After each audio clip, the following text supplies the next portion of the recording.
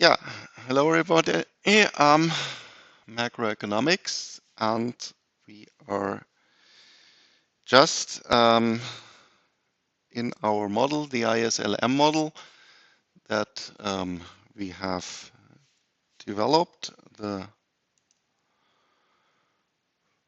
full model, the overall equilibrium, which is the cut of the LM curve and the IS curve, and the LM curve is representing the money market, while the IS curve is representing the commodity market. And then we have started to talk about the case, what happens within our model if the guys in Berlin are starting to decide anything, especially today. Maybe in the afternoon you have time, then you can switch on, I think, the TV channel Phoenix, or is it? There is the main debate about the government budget for the next year, where the opposition and the government are struggling with each other. And maybe you know that, especially about the case how we should finance our pensions in Germany, that this is a large debate going on right now, and also about what shall we do with this package which we have decided in March, this 500 trillion euros. How shall we spend them? And yeah, there is the argumentation from the opposition in Berlin that the expenditure is, so to speak, misspecified by the government, because the decision was that all this money should be used for investment, and now they are arguing that somehow this money is just used for consumption.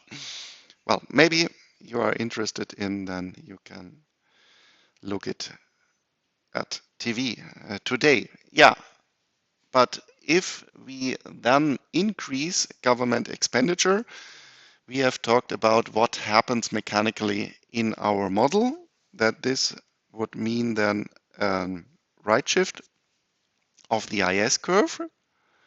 And if we go to the overall model, that then this right shift, this total right shift, would coincide with the effect which we would have in the pure Keynesian commodity market if we don't have a coupling via the money market. But since we have the money market, that this increase of government expenditure, so to speak, also an increase for investments. We have a large demander for investment, that this also then would mean that the providers of the loan, they can choose out of more people who demand their loans, and this would then translate in an increase of interest rates. An interest rate is just the price of the loans. So credit will become more expensive, and this then in a second step would decrease the private investment. And this we have called then the crowding out effect, that since we are moving qualitatively along the LM curve upwards, that we still have a positive effect on output, but that this is less than the pure commodity market effect due to this crowding out effect, that we had, so to speak, a first push increasing government expenditure. Government expenditure is a part of total income, but that this push is then decreased by the interest rate effect. Okay, and then quite surprisingly, if we have the money market and there especially we have modeled the money supply, that that it is possible that this could be set by the central bank, that now we want to talk about monetary policy and especially what happens within our model if the central bank is increasing the monetary base. So we are starting to print money. In this diagram, what happens if we increase capital M? Any idea? Let's see what the internet has to say about this. Which curve is changing? I don't want to have the overall effect. I want to have the first step. Where do we find our variable in the diagram capital M?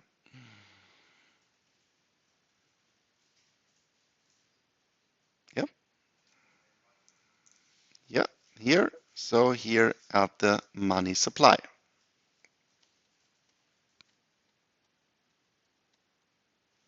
And if this number is increasing, what happens then with this curve?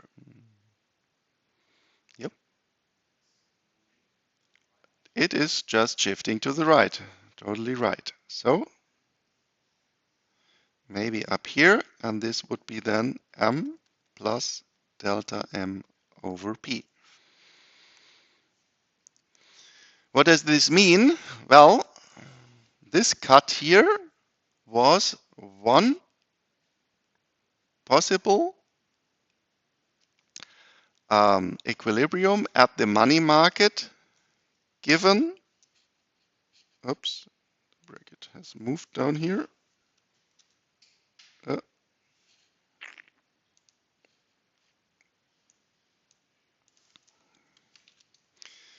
Given some specific income level. Now, not this point is corresponding to this income level, but this new equilibrium, money demand equals money supply. So we will then obtain an I of y1 plus, no, not plus, but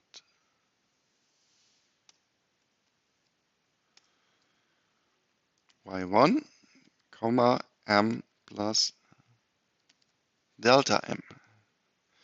So still we have the same income level. So then this means this point is shifting downwards. And then comes again our thought experiment. This argumentation that this point is shifting downwards, this argument we have to make for all possible income levels. So this means also this point is shifting downwards. This also, every point on the LM curve is shifting downwards. So overall, we obtain, due to an increase of the monetary base, a right downward shift of the LM curve. Again, now with this argumentation, we go to our overall equilibrium, downward shift of the LM curve,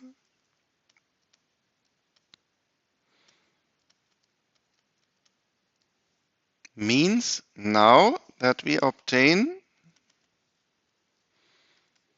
a new overall equilibrium corresponding now to the changed framework of our economy that we have increased the monetary base. So y star of m plus delta m and I star m plus delta m. Well, this of course is only the technical argumentation. Let's again try to argue in an economic way. So m is increasing. We have now more money. This means from the money market,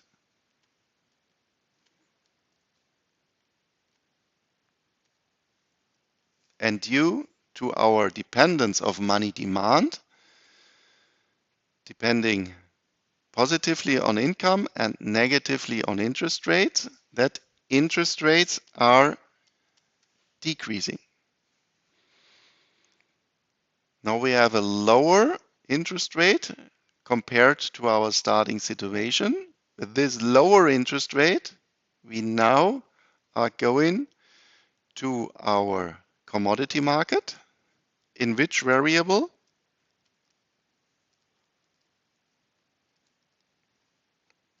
at the commodity market do we find the interest rate?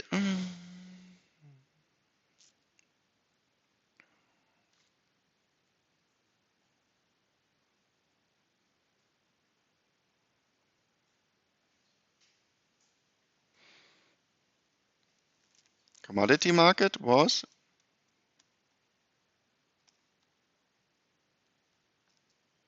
y equals yd is c plus I plus g. So in which variable do we find the interest rate? Which variable is depending on interest rates? I. So here, this is a function of the interest rate. If we now have a decrease of the interest rate, what does it mean for I?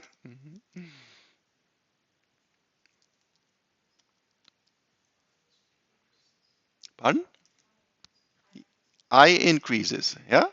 So investment will be easier. The price for credits is now lower. So this is increasing. So I is increasing because of the lower interest rates coming from the money market. But I is also a component of total income.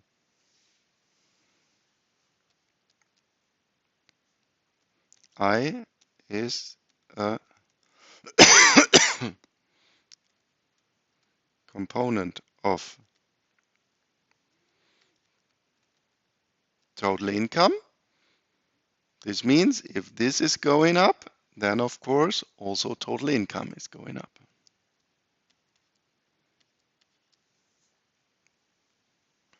So, and this is then the overall effect, how an increase of the monetary base is feeding through our model in the end to this push on overall output. Okay, then we are done with the theoretical part, and we also just want to do a little example, and if I'm right, then we have already solved this problem for the overall equilibrium, and now we want to calculate what is the impact if G is increasing from 20 to 40. And I'm a stupid guy. Hopefully I have it still here.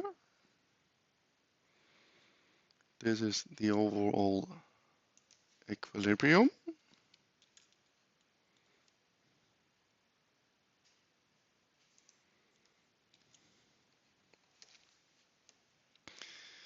And we want to do is just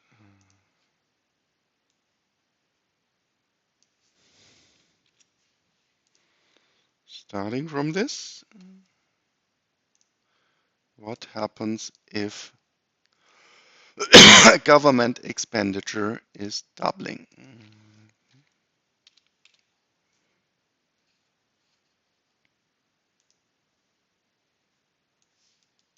Oops.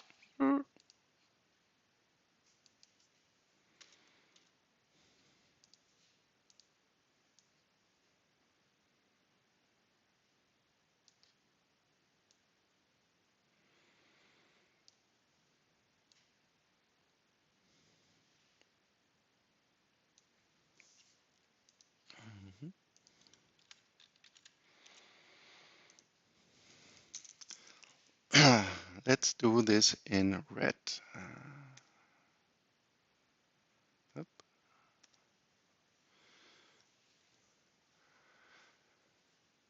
Where do I have to change something in my calculation? Yep, yep.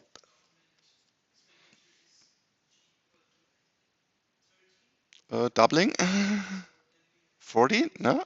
So here, yep. Yeah, and what is it? What is changing in the next step? Which number?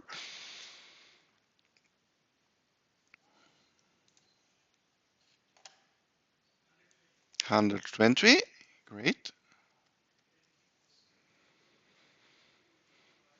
Mm-hmm. So here I have 120, and here, what else?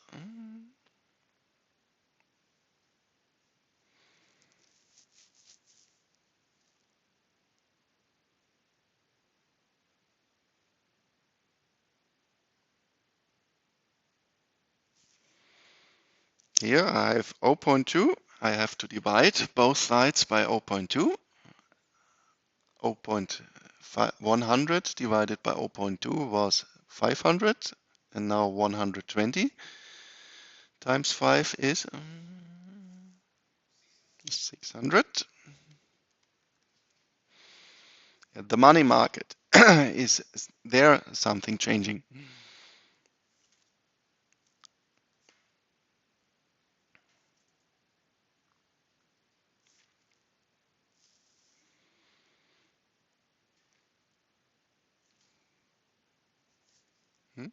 No, because there is no government expenditure.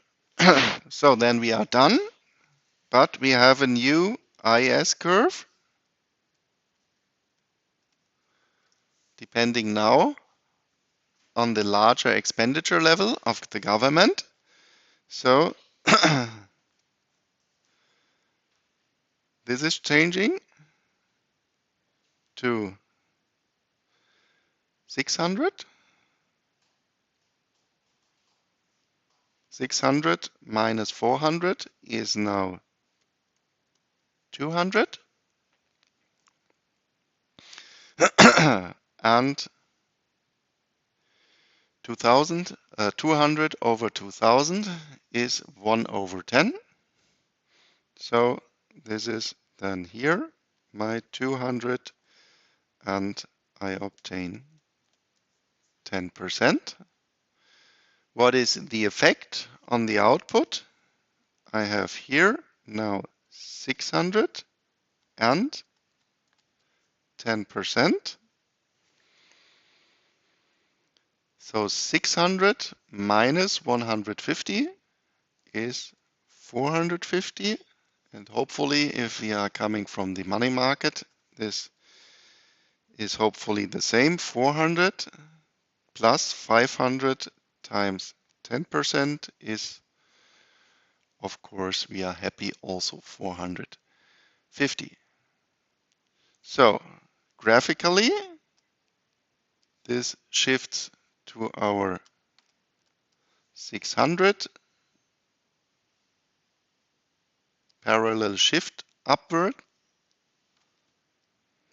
IS of G equals 40, and this is then our 10%, and this is our 450.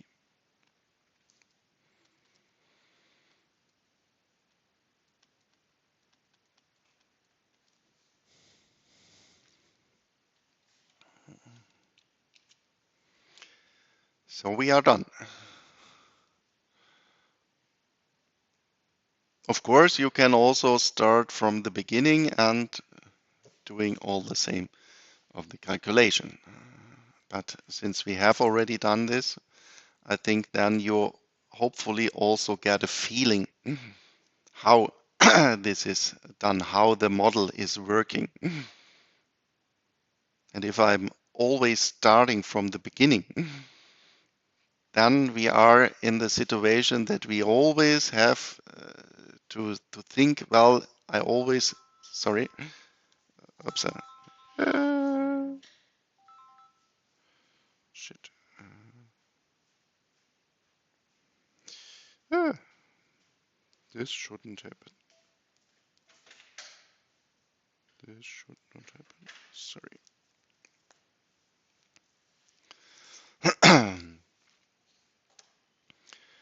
That you got a feeling how this model is working.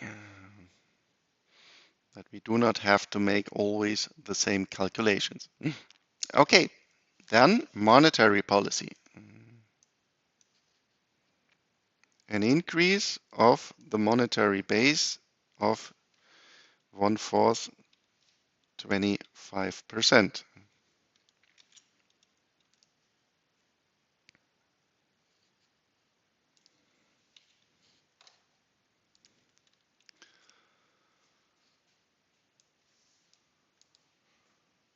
Up. Where is it? There. 14. And let's take now green.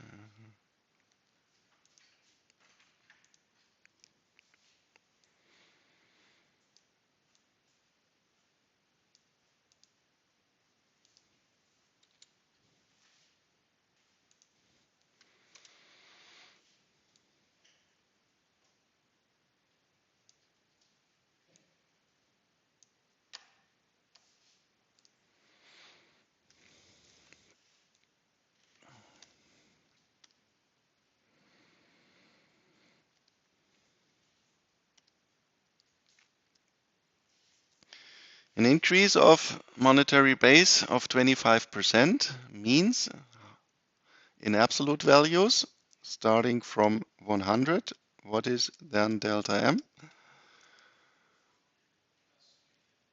Yeah, and 25% of 400 are 500 in total, and the change is 100. Okay. So, where do I have to make my annotations in my starting calculation where I didn't have this increase? Money market. So again, in the commodity market, there is no variable M, so nothing changes. We still stick to the same IS curve. So here I have the M. This will be then 500. Then 500 divided by 2 is 250. Then I obtain here a 250, and multiplied by 2 is again my 500 at this point. Okay, then I have changed LM of delta M equals 100, means here I obtain my 500. 500 minus 500 is 0. So here I obtain a 0. Well, of course, and 0 divided by 2000 is, of course, also 0%. Well, this is maybe somehow surprising, but why did I choose these parameters that I obtain 0%? Well, you remember we had a time period between financial crisis and Corona where we actually had in the developed countries more or less a 0% interest rate level. So 0%. IS curve, nothing is changing. So I obtain 500 minus 1,500 times 0% is 500. Here, monetary base has increased to 500 times 500 plus 500 times 0 is also my 500. So this means that my LM curve is parallelly shifting to the right and just cutting at the point where the IS curve is cutting the X, the horizontal axis. LM of M equals 500, then 500 equals Y star of M equals 500 and I star equals 0%.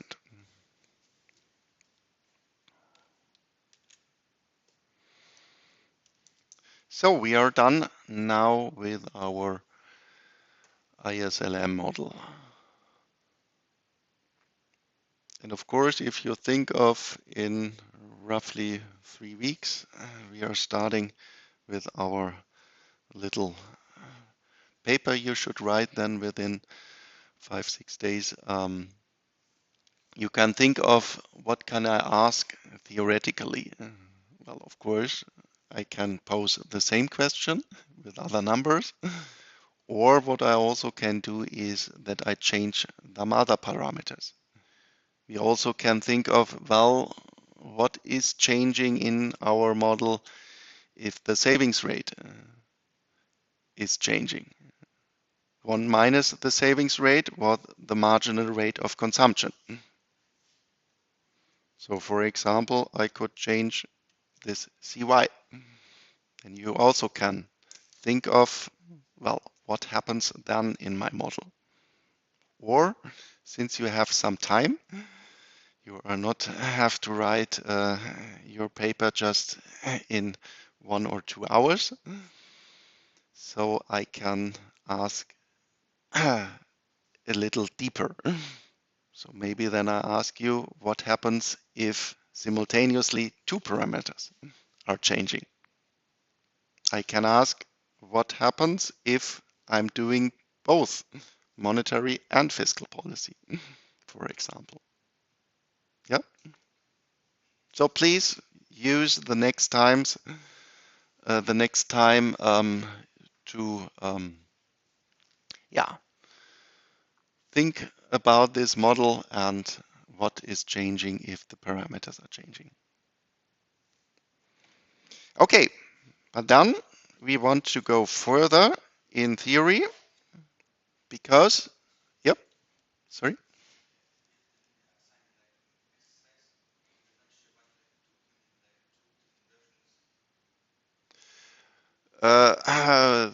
Everybody obtains an individualized task.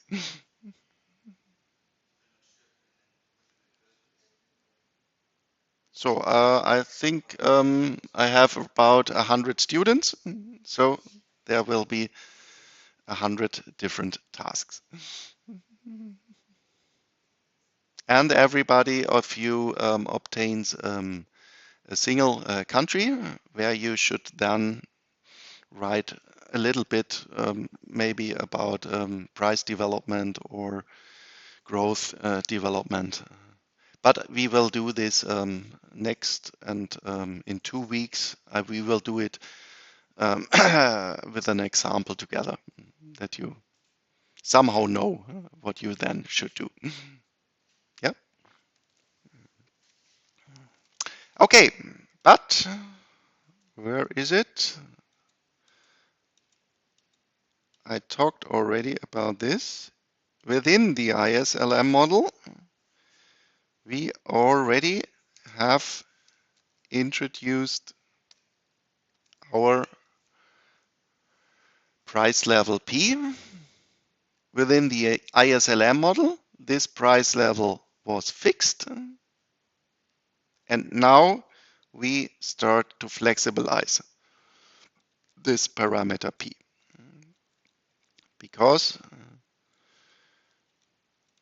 in order to have a practical model, we should not, especially in the medium or in the long run, fix prices, because we know that in reality prices are changing. So now we are changing this P. We relax this assumption that not totally, but that we have partially flexible prices. And I have talked a lot about this, that yeah, we have still some rigidities, especially at the labor market. That of course we have an adjustment of wages, but that a wage adjustment in a macroeconomic point of view is taking some time. Or what we also see is especially large companies that they have somehow a market power. Under full competition, you have talked about this in other lectures. If I increase prices and my neighbor enterprise still sells for the lower price, then the total demand is moving to this other enterprise, and I will sell nothing. But for example, especially in Germany, our core of industry is still the automobile sector, and there you have a form of competition which is called monopolistic competition. So of course, BMW competes with VW, with Mercedes, and also of course internationally with companies from abroad. But maybe you can think about the behavior in your families, that somehow we stick to some special car. So in my case, it is that my father, during the last 50 years, always bought a VW. There was no question that he changes to another vehicle.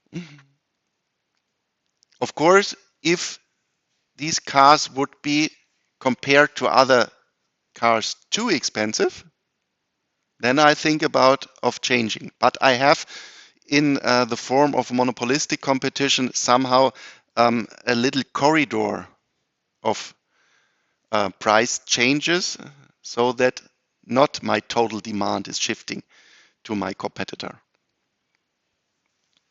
And yeah, since we find these forms of competition in reality, or I think in other lectures you also have talked about oligopolies, the Cournot duopoly, maybe you have talked about this. And they are also, of course, the firms have some price setting powers. And this also means, well, there are quite good reasons that we have now flexible prices, but that they are not fully flexible. In the end, in the neoclassical point of view, then we will go over to totally flexible prices. Okay, and from this assumption, then we want to derive an aggregated demand curve, AD, and an aggregated supply curve, AS.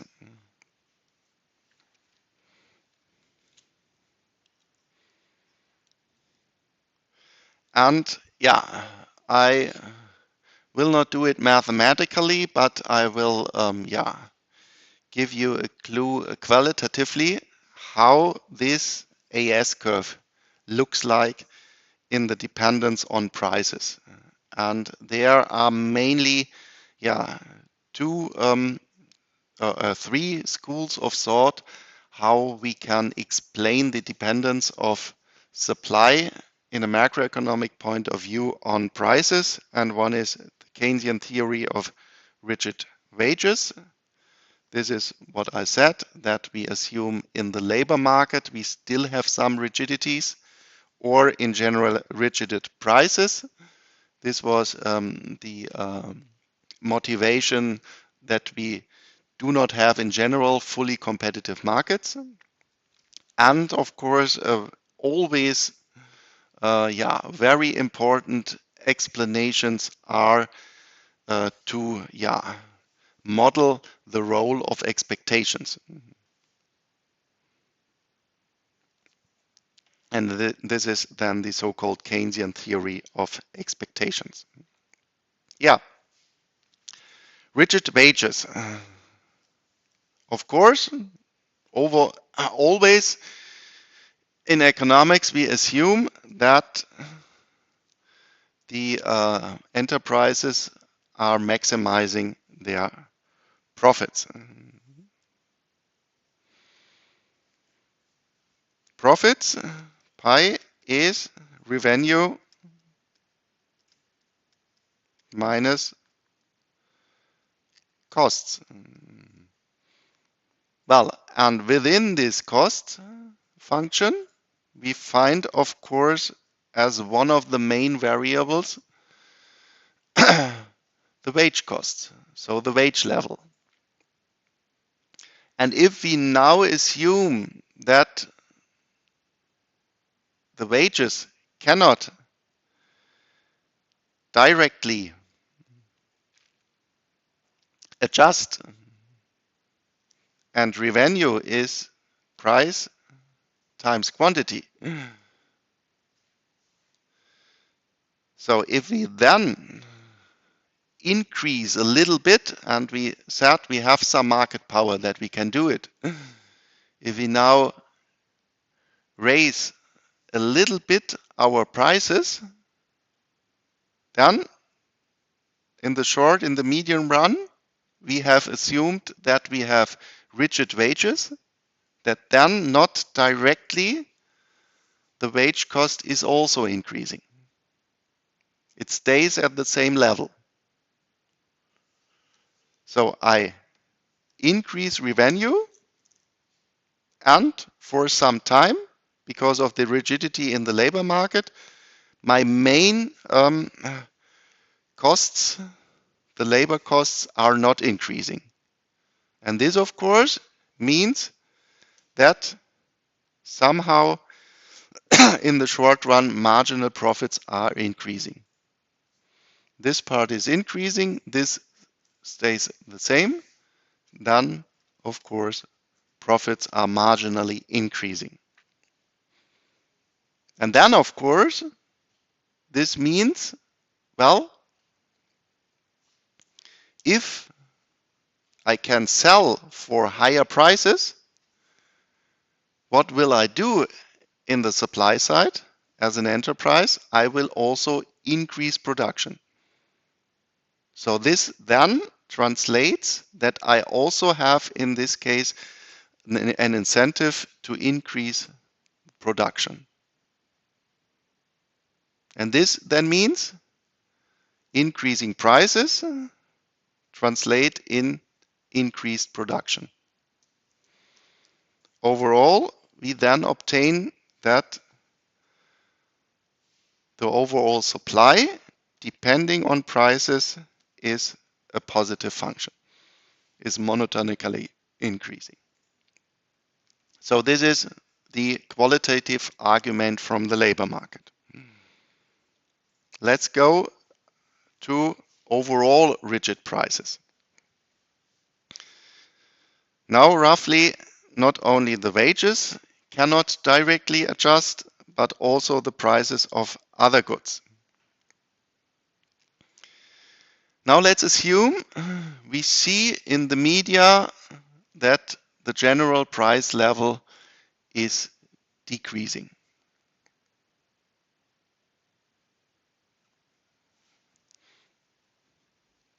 This means since prices are somehow rigid, since the price level, remember, consumer price index is this average price of a whole basket, that this price level could decrease, but that within this basket we have some prices due to our rigidity assumption which have not decreased,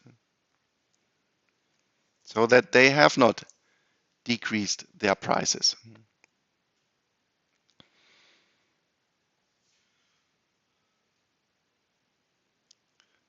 Then this means that in general the enterprises where the prices have decreased will see falling revenues. So this is then the argument the other way around compared to the former slide. So if I see falling revenues, how will I then react? Well, I will also decrease my output. And again, from this general rigidity of prices, we have the same direction. Falling P, falling price level, means falling production. Again, we obtain supply as a positive function of prices. Now with the other argument, because we have assumed that now prices are falling. And the last one, and in my point of view, maybe the most important one, because we see that in general, macroeconomically, we are highly driven by expectations. And this means now that we have a little imperfection in our market that I see in the media, okay, price level has fallen. But now I cannot really distinguish, does this falling price level in general also means that my own price level has fallen? This is an information asymmetry, which I assume here. Let me go through this and then I will answer your question. So now let's assume that I make a mistake in my assumptions because I'm not perfectly informed. That in general, the price level is falling.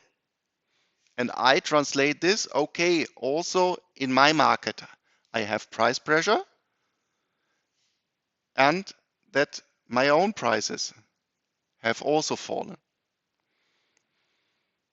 Then what will I do? Falling revenues again means reduction of the production. Also, we can assume that the workers within the sector also misspecify in the same way their expectations.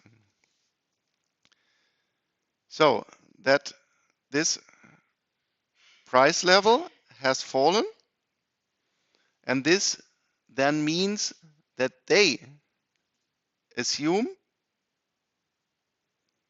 that their nominal wages are lower now.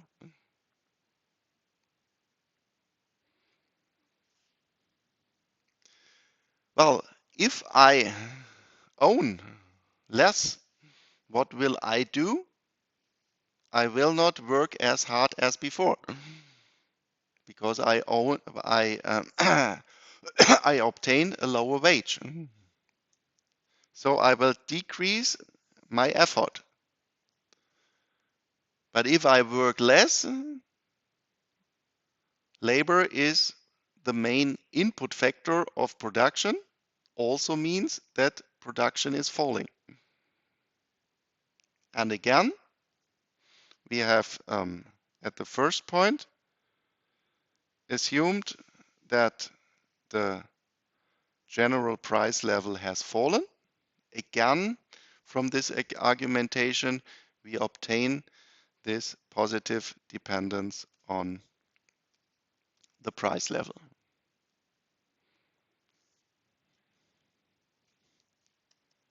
Okay, you had a question? Yeah.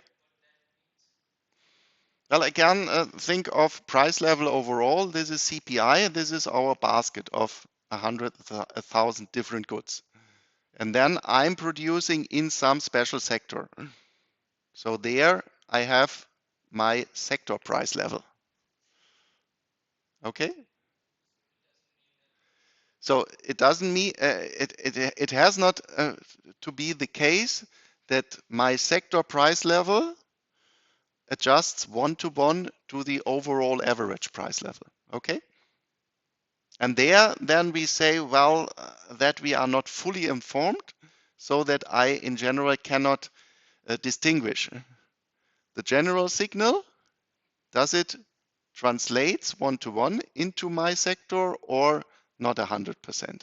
That this I cannot really distinguish. This is the rigidity which I assume here in the argumentation via the expectations.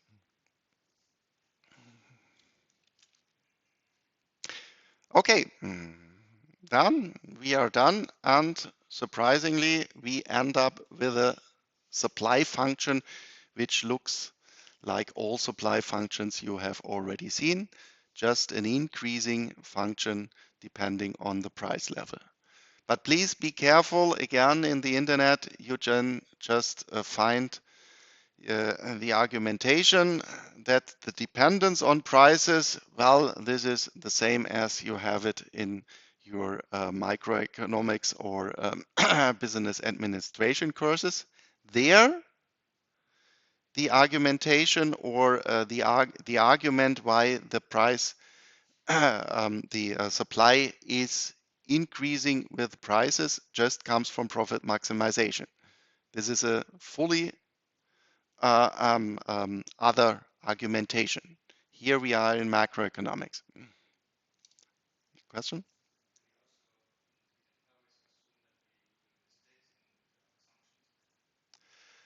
Well, in the end, when we then relax this assumption of rigidities, then we are going to fully flexible prices in the neoclassical point of view. Then we just say, well, rational expectations, we do not make any mistakes anymore. But here in practice, we see this. This then also we call that we say somehow we can explain the behavior of macroeconomic variables that we are individually not always optimizing, not always calculating some derivatives, setting this by to zero, but that we are acting due to some rules of thumb. And ask yourself, what are you doing if you are choosing some alternative to do? Do you always really carefully think what is the best to do tomorrow?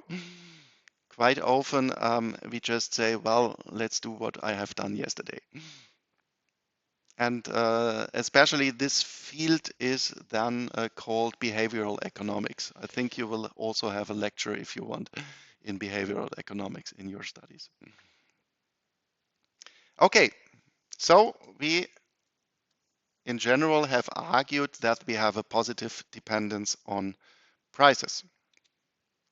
Then let's go to aggregate demand. Well, this we can derive just from our model. And here again, C plus I plus G equals total income from the commodity market. And here we have our price level in the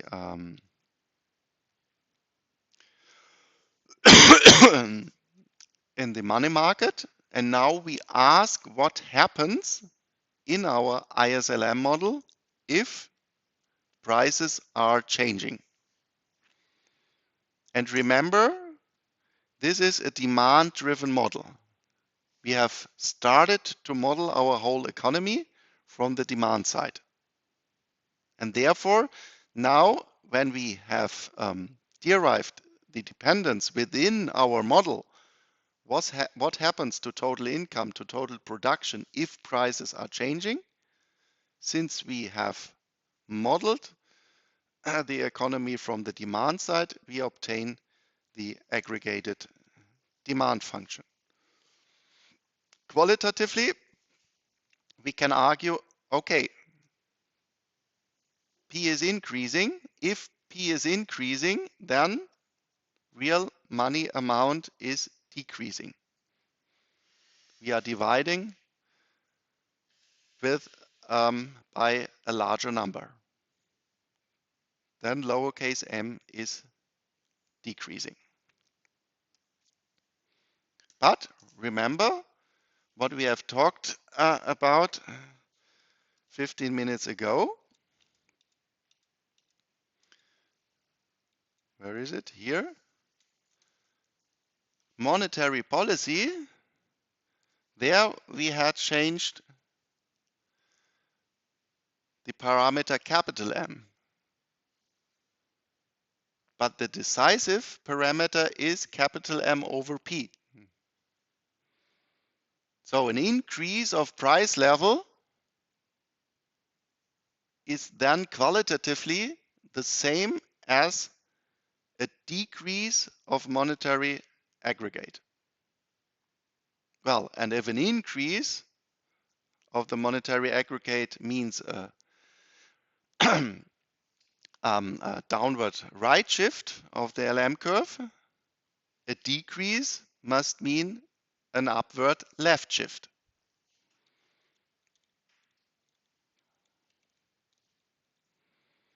So the LM curve is shifting to the left. If the LM curve is shifting to the left, but the IS curve is still the same, this means the cut of these two curves is now at a lower income level. This means equilibrium income is decreasing. And then we have a negative dependence of total demand on prices, because we started with an increase of prices, and this has translated into a decrease of equilibrium income. Let's see how this looks like graphically. This means now we are putting downward a price income diagram.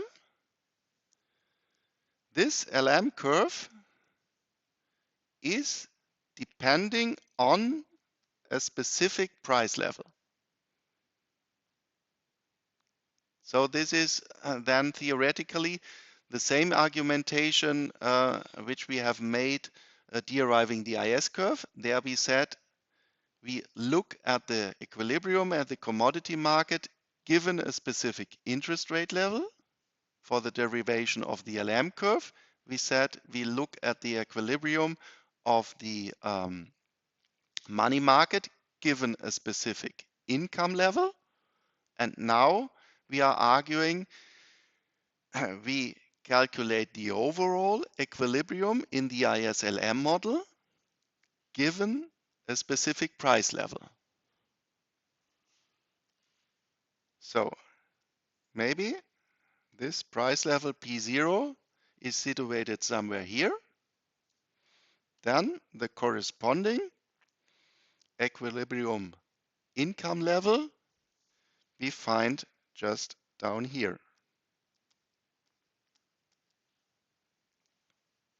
Now let's assume we increase prices. increase prices, we have argued this translates in a left shift of the LM curve. So we obtain LM of P1, increase price level. P1 is larger than P0.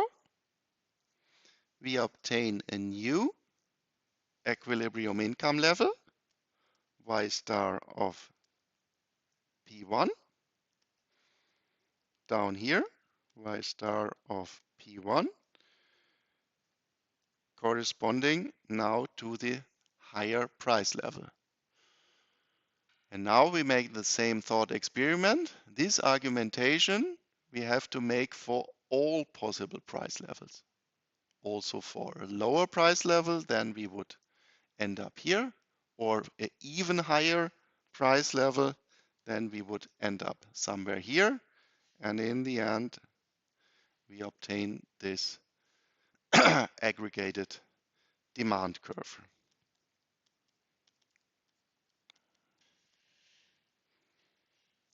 There is it, aggregated.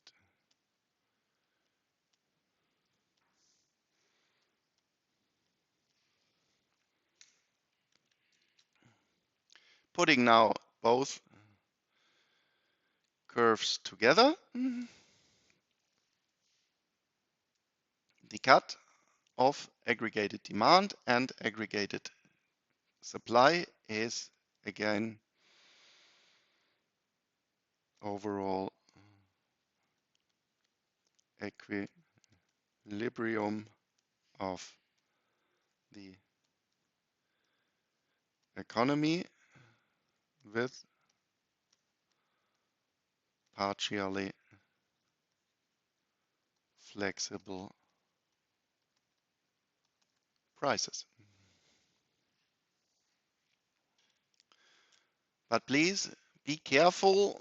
In microeconomics, you have derived demand from utility maximization and supply from profit maximization. That here our argumentation is totally different. For the supply curve, we had these three different theories of rigid prices and misspecified expectations. And the aggregate demand curve, the inverse dependence on prices comes out of the ISLM curve when we are flexibilizing prices. Okay, and now we want very fast, later on we will have a deeper look into the neoclassical model. Now we assume, or we ask ourselves, what happens in the model if we have totally flexible prices?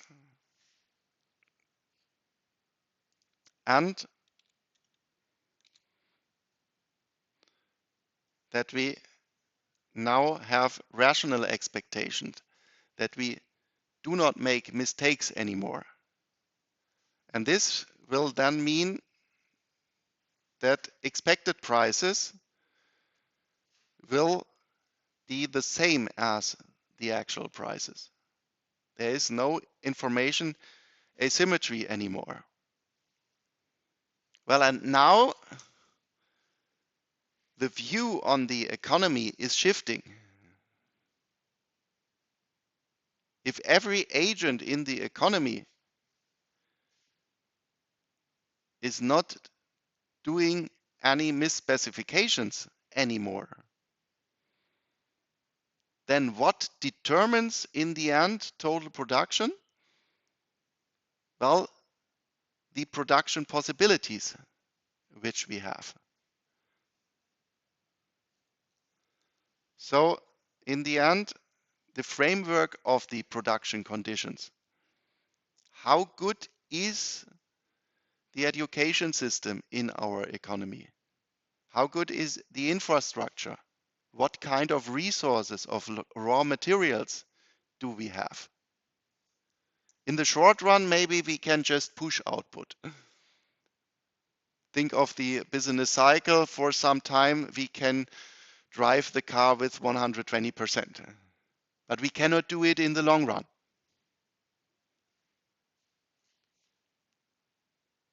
In the long run, we stick to our production conditions. So in general, what determines our economy is the so-called technology level. So in the technology level, we sum up all these very long-run indicators, education level, infrastructure, and so on. But this technology level does not change very fast over time. And for this, then in our model, if we have a perspective of only 1 or 2 years, and you see it in Germany, we cannot rebuild our infrastructure just in 2 years. Maybe you went by car to the south, to Frankfurt, to fly somewhere. Then you see that there we have our broken bridge.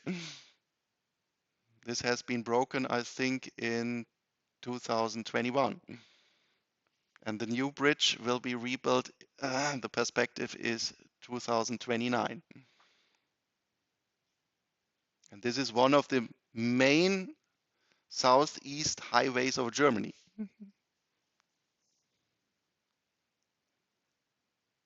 Every transporter has now an increased time to go from from Dortmund down to Frankfurt of roughly 1 hour.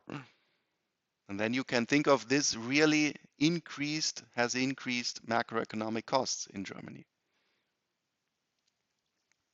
So we then assume theoretically that this framework is set, that this is a fixed level. And of course, this level we cannot change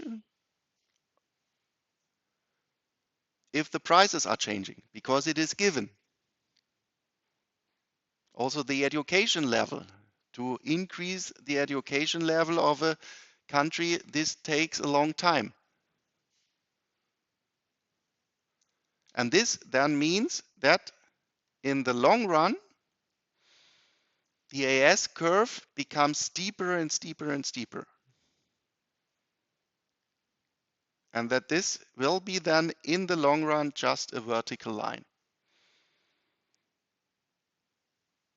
Well, and then we have totally shifted our view on the economy, because this is then determining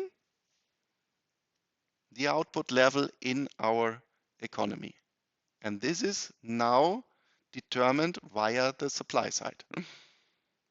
Remember, we have started with our model from the demand side, where we said, well, we have our consumption and investment plans, and that always supply is adjusting. But now we have the assumption that supply cannot adjust anymore, that supply is determining the output level.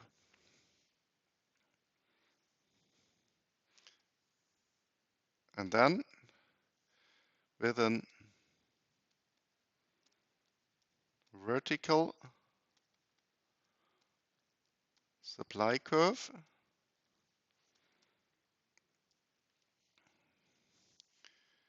we have changed to a supply driven economy.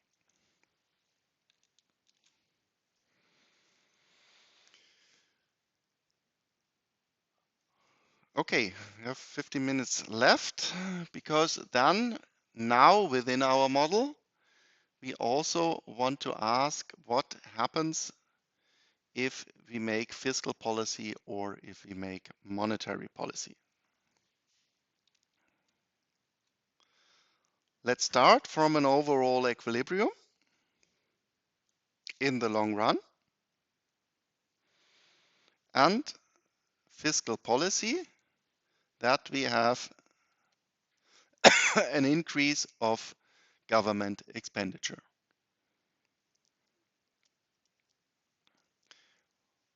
What happens at the first step in our diagram? Here, the upper one is the interest rate income diagram. What happens in this diagram as a first step if we are increasing government expenditure? Yep. Pardon? Which one? Which curve would you think? No?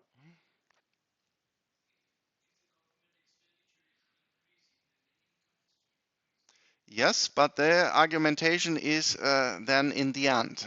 But at the first step, so my question is, which curve is changing in this diagram? In which curve do we directly find this variable delta G?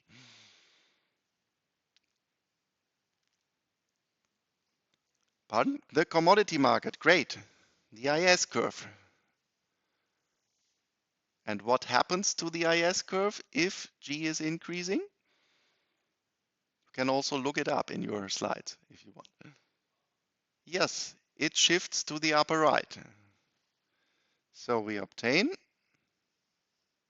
a rightward shift of IS.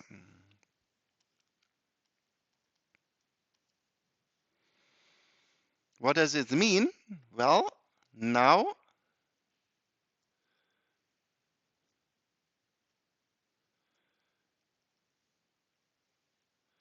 we are going down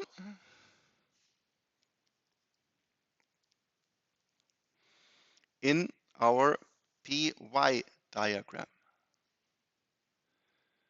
But what happens within our PY diagram? This now means the derivation of our AD curve is changing, because this AD curve was derived from this ILM and this IS curve. Given our starting price level, this starting price level now corresponds to a larger output due to this Keynesian shift, Keynesian push. So this means we obtain also a rightward shift of the AD curve, because this argumentation here that this is going to this side means also this point, and this point has to move to the right. So we obtain a shift of AD.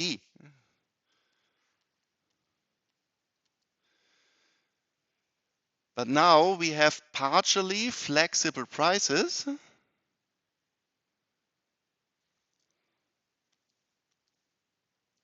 This delta Y is corresponding to the increase of income with fixed prices in the ISLM model.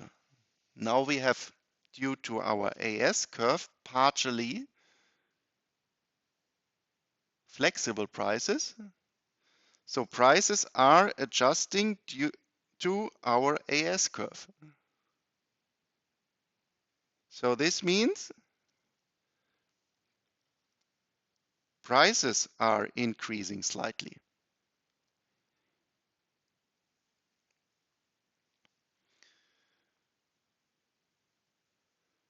But what means going back to our ISLM model an increase of prices?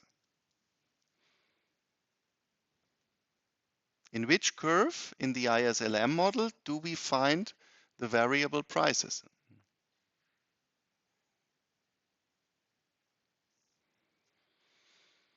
in the LM curve.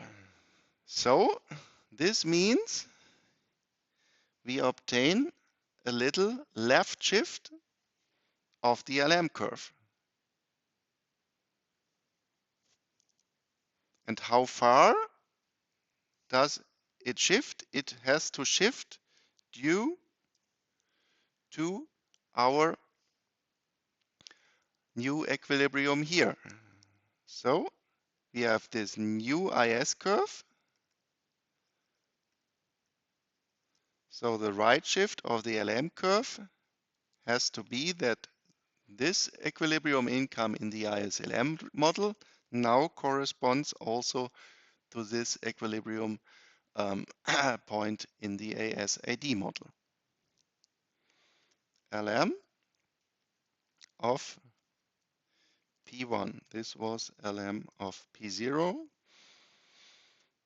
Okay.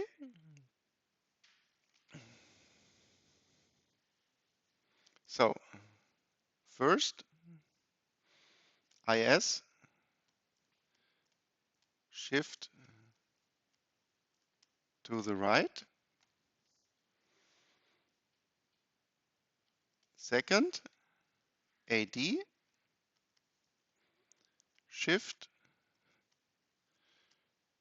to the right. Price increase along the AS curve. And fourth, left shift of LM because of increased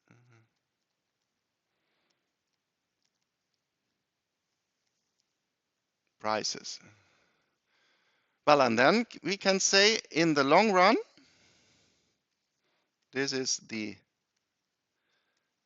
long run AS curve. In the long run, we cannot produce more than our natural output. Then this would mean in the long run, we are moving backward to our long run output level. We cannot drive a longer time at 120% level. So we have another adjustment of prices. And this then would mean due to this higher price level, we also obtain a right shift of the AS curve.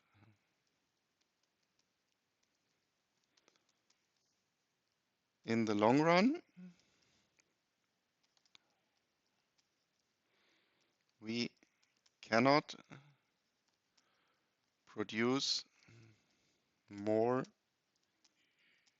than the natural output. And this means another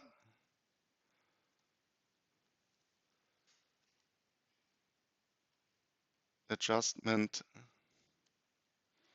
of prices to P2. And overall, only prices have increased.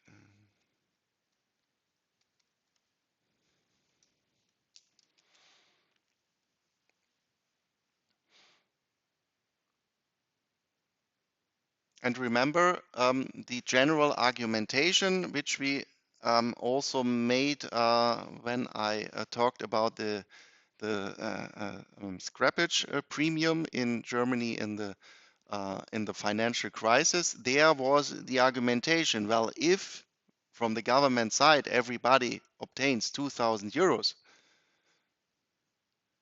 then two possible changes, two alternatives are possible. We really adjust production, or the enterprises just adjust prices.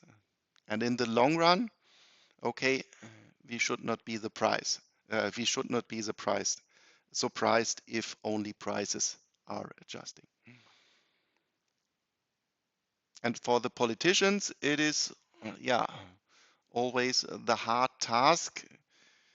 In what kind of situation is our country? So which is the right explanation in our specific situation? Because in 2008, well, the argumentation that we mainly obtain only a price shift, this is logical. But unfortunately, we had this stabilizing effect 15 years ago. So to speak, we were more or less in a more Keynesian situation. And then we moved on in during time, and after Corona, then we saw this very large price adjustment, and this was then more this supply side view effect on the economy. This does not mean that the Keynesian theory is wrong, or this does not mean that the neoclassical theory is wrong, but we have to decide, or we have to get a feeling what is the right explanation in a specific situation, and this of course can change.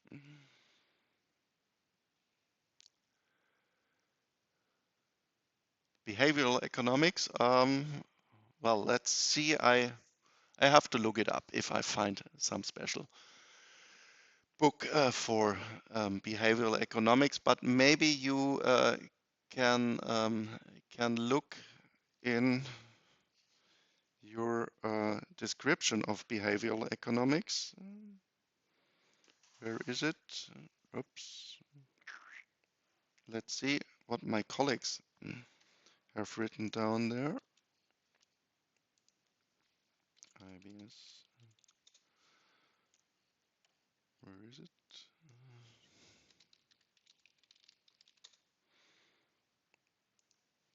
There it is. Up.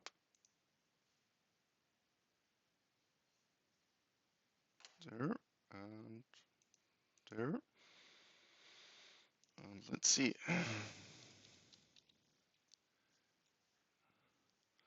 Behavioral finance. Didn't we have also behavioral economics?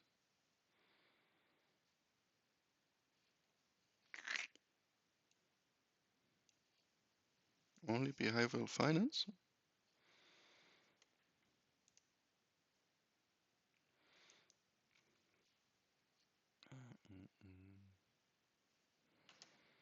Where is it?